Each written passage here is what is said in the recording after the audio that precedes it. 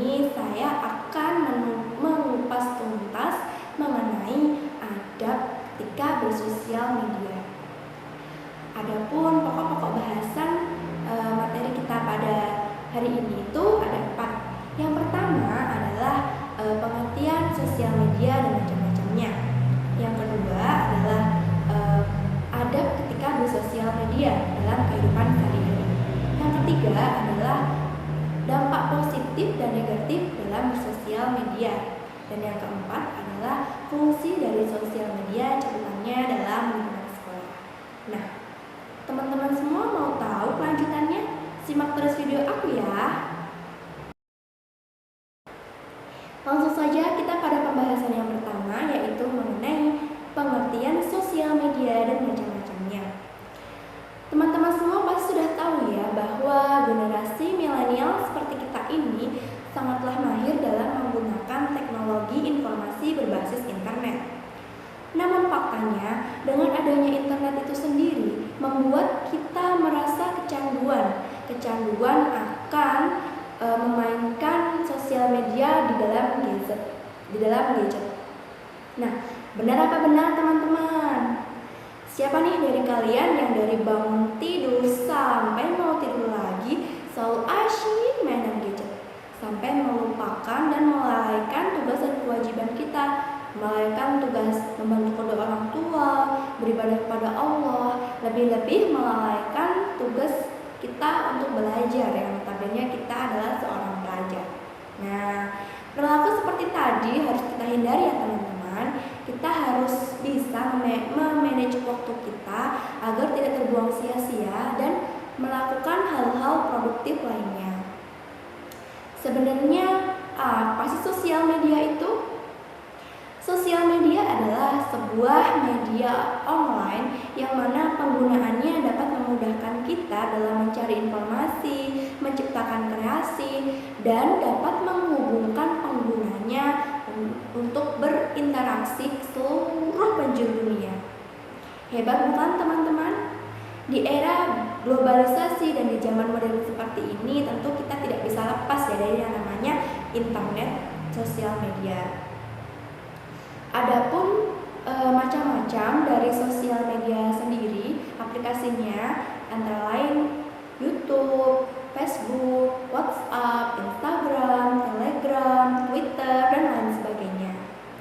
Nah, ada juga nih ciri-ciri dari sosial media. Yang pertama, ciri-ciri sosial media itu ada 4. Yang pertama adalah pesan yang disampaikan itu cenderung bisa dikonsumsi oleh khalayak orang ramai, khalayak banyak. Contohnya saja, ketika kita share sesuatu di platform sosial media Instagram, maka semua orang yang memfollow kita dapat membaca atau mengetahui informasi yang kita share tadi, atau informasi yang kita bagikan. Ciri-ciri yang kedua adalah informasi yang kita atau berita atau pesan yang kita sampaikan itu cenderung cepat ya. Except jika teman-teman berada di wilayah pedalaman yang notabene di sana tidak ada sinyal. Ciri-ciri yang ketiga adalah pesan yang disampaikan itu tidak melalui gatekeeper. Nah, gatekeeper, apa sih gatekeeper itu? Gatekeeper itu semacam penyeleksi suatu informasi. Jadi ada informasi apa diseleksi dulu. Kalau misalnya di WhatsApp dan sebagainya kan kita terserah kita mau membahas soal apa, tentang apa, itu terserah kita. Kecuali jika konten seperti konten YouTube dan lain sebagainya itu pasti ada warning-warning tersendirinya. Ciri-ciri selanjutnya yaitu penerima pesan merupakan orang yang berhak menentukan kapan waktu untuk berinteraksi. Maksudnya adalah ketika kita menerima pesan, tergantung kita nih, terserah kita mau balasnya kapan, mau nggak dibalas sekalipun juga terserah kita. Pembahasan yang kedua yaitu mengenai adab ketika bersosial media dalam kehidupan sehari-hari. Sebelumnya, yuk disimak dulu video yang satu ini. Februari 2019 silam, aksi penipuan seorang pria bernama Malik berakhir. Malik menjadi tersangka Tapi tetap saja konten bermuatan sara hasil karyanya diganjar ancaman 4 tahun penjara. Cuplikan video di atas merupakan salah satu bukti akan pentingnya mempunyai adab dan beretika ketika bersosial media. Ibaratnya ketika kita mempunyai sebuah pisau yang sangat tajam yang mana mempunyai dua mata sisi. Jika kita tidak hati-hati, kita semena-mena, kita lalai dalam menggunakannya, maka pisau tersebut akan menyakiti, melukai diri kita dan orang-orang di sekitar kita. Oleh karena itu, penting sekali kita berhati-hati dan menjaga adab dan etika ketika bersosial media. Di zaman modern seperti ini, publik banyak disuguhi oleh berita-berita yang tidak bertanggung jawab. Berita-berita hoax sudah merebak luas kemana-mana. Nah, jika kita tidak selektif dan klarifikatif, berita tersebut akan mengganggu aktivitas dan ibadah kita. Allah SWT telah berfirman dalam surat Al-Hujurat ayat 6, A'udzu billahi minasyaitonir rajim. Bismillahirrahmanirrahim. Ya ayyuhallazina amanu in ja'akum fasiqun binaba'in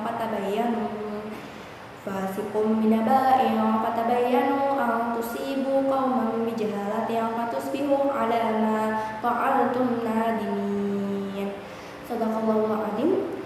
Yang artinya adalah, hai orang-orang yang beriman, jika datang kepadamu orang fasik membawa sebuah berita, maka periksalah terlebih dahulu, agar kamu tidak memberikan suatu musibah kepada suatu kaum yang kamu sendiri tidak tahu kebenarannya, yang menyebabkan kamu menyesal atas perbuatanmu. Ketika kita akan men-share suatu berita atau memposting suatu informasi yang tidak bertanggung jawab, maka akibatnya adalah akan banyak pihak yang dirugikan dan tersesat akibat ulah kita.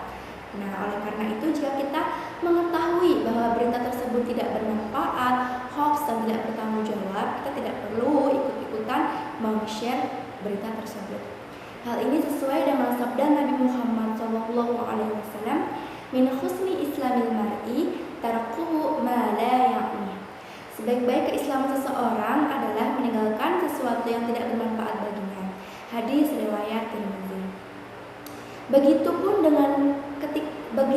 ketika kita akan men-share sesuatu atau tulisan di media massa, harus didasari dengan kebijaksanaan, didasari dengan niat yang baik, nasihat yang baik, dan argumentasi yang baik, agar segala sesuatu yang kita share bernilai pahala dan bernilai ibadah di mata Allah SWT.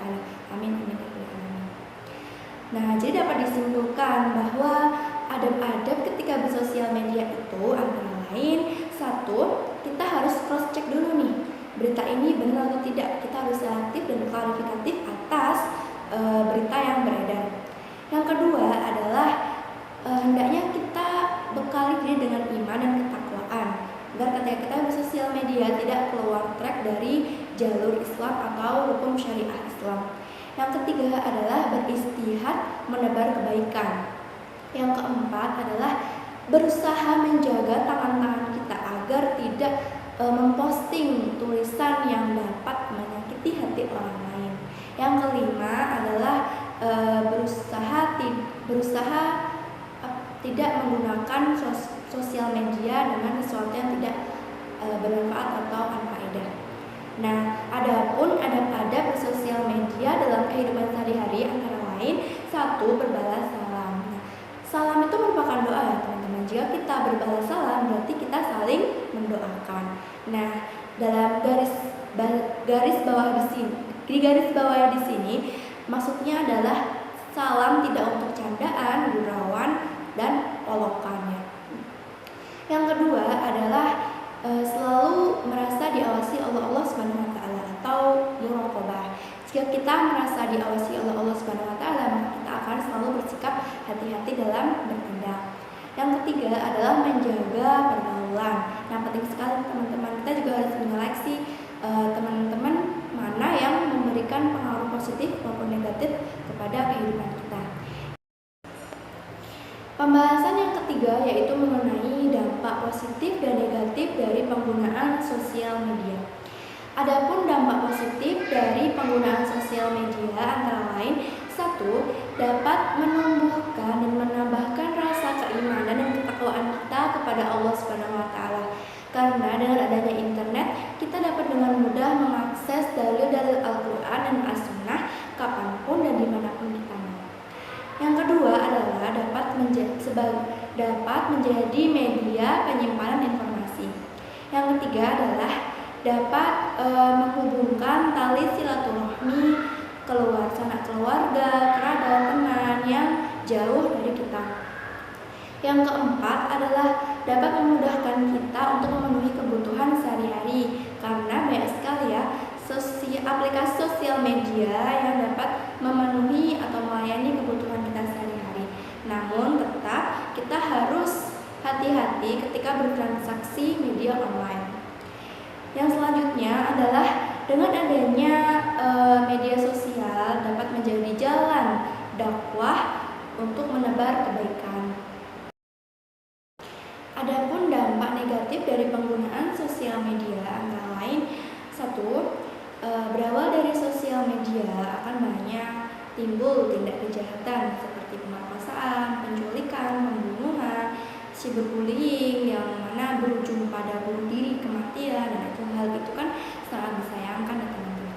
Yang kedua adalah pengguna sosial media atau orang yang asyik dengan dunia maya cenderung susah untuk bersosialisasi dengan lingkungan sekitar.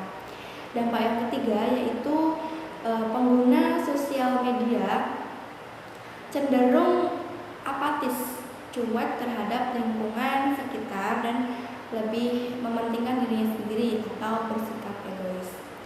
Kemudian pengguna sosial media susah untuk membagi waktu, mana waktu untuk bermain dan menunaikan tugas dan kewajibannya.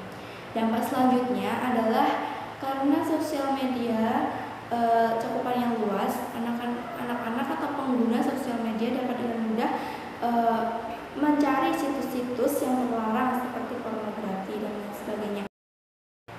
Teman-teman semua, kita simak dulu yuk nasihat dari Kak Eka Gustiwana and Friend. Komen kasar, komen pedas setiap hari, tak memikirkan etika dan perasaan. Hati-hati, jangan sampai kelewatan, karena bisa melukai hati. Jelas ya, no cyberbullying. Sesuai dengan ajaran Al-Quran dan suri taulan kita Nabi Muhammad SAW, kita harus bersikap baik kepada sesama manusia. Pembahasan yang terakhir yaitu mengenai fungsi sosial media dalam cakupannya lingkungan sekolah. Nah, fungsi yang pertama yaitu dalam bidang administrasi. Contohnya seperti kita dapat menggunakan Google Form untuk mengisi keperluan administrasi kita dan melakukan via pembayaran melalui bank, transfer, dan lain sebagainya. Yang kedua yaitu dalam bidang belajar. Nah, siswa dan guru dapat melakukan kegiatan belajar mengajar atau KBM melalui platform media sosial seperti Zoom, Google Meet, Google Class, dan lain sebagainya. Yang ketiga yaitu dalam bidang perencanaan.